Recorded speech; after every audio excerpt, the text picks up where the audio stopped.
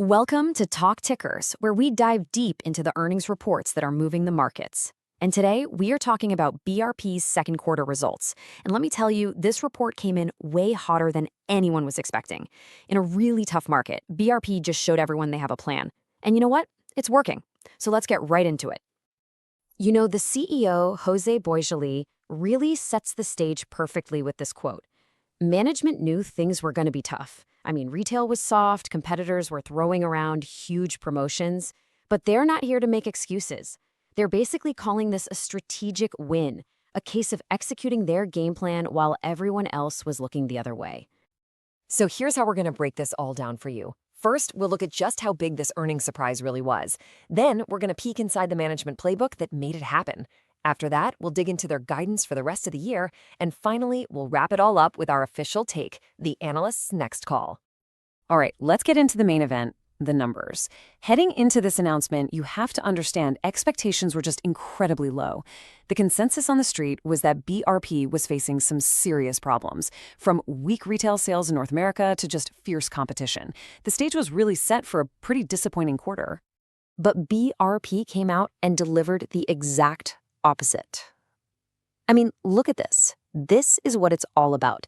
The street was looking for normalized earnings per share of just 47 Canadian cents. BRP delivered 92 cents. That's almost double the forecast. This right here was the massive surprise that got everyone's attention. And it wasn't just the earnings per share. Look at the revenue. It came in over $100 million ahead of what analysts were predicting.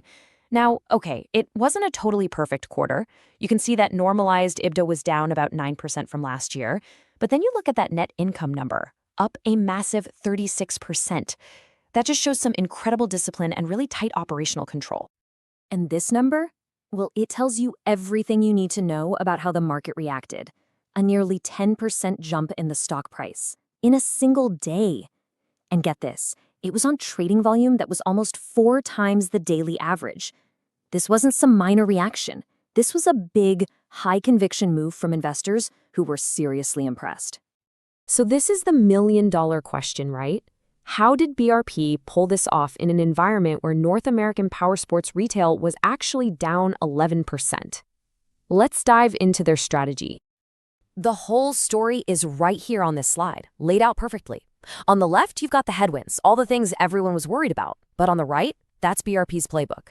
They made a very deliberate move to slash dealer inventory by 20% compared to last year. Why? Because it cleared out all the old models, setting the stage for a huge new product launch to whip up demand and claw back market share. It was a classic clearing the decks move, and boy did it work. And this new wave of products, this is the real engine for their growth.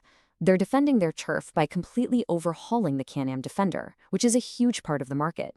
They're jumping into the future with a new Outlander Electric ATV. And they're getting the enthusiasts excited with a new 300-horsepower engine for the Sea-Doo switch. It's a full-court press, a strategic refresh designed to get people excited again across the board. Okay, so that strong quarter, how does it build into their outlook for the future? I mean, beating expectations once is great, but can they actually keep that momentum going?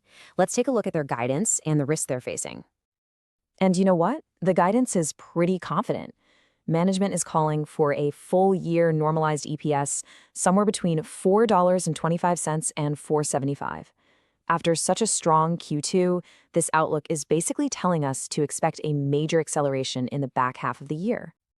In fact, to hit these numbers, BRP needs to grow its revenue by 8 to 12%, and get this, grow its normalized EPS by a staggering 28 to 51% in the second half. That really raises the stakes. They're going to need absolutely flawless execution to deliver on this promise. So what's the biggest hurdle standing in their way? In a word, tariffs. Management has already factored in a 90 million Canadian dollar gross impact from steel, aluminum, and copper. That is a significant headwind they've got to navigate. But they're not just sitting back and taking the hit. Oh no, they are actively fighting back. They're optimizing their supply chain, moving production around where it makes sense, and strategically raising prices on things like parts and accessories. It's a really clear sign of proactive, agile management. But still, even with all those smart moves, the tariffs are going to have a real impact. The company estimates it'll be a net negative hit of about 25 to 30 cents on their full-year earnings per share. That's a material drag that investors really need to keep on their radar. Okay, so we've seen the impressive beat, we've looked at the smart strategy, and we've analyzed the ambitious guidance. Now, let's put it all together and step into the analyst's shoes for our official call on the stock. So, what's the call? Where do we land on BRP? We see this playing out in three key parts. First, Q3. Expect results to be pretty stable, not spectacular. Management has been clear that the real growth spurt is coming in Q4, once all those new products really start hitting the dealerships. Second, that big stock pop, we think it was completely justified. And with analysts like National Bank putting price targets over 100 Canadian dollars, there's a clear path to more upside if they can execute. Which brings us, finally, to our rating. Our official rating on BRP is outperform. The combination of cleaned-up inventory channels, a really powerful new product cycle, and just sharp operational execution gives them a huge advantage right now. We expect this stock to perform better than the broader market, even with all the macroeconomic headwinds out there. And that really leaves us with the one key question for investors to watch from here on out. BRP has this incredible innovation engine firing on all cylinders, but it's running straight into some pretty serious economic headwinds. So the big question is, which one wins? That's going to be the story for the next 2 quarters. This is not financial advice.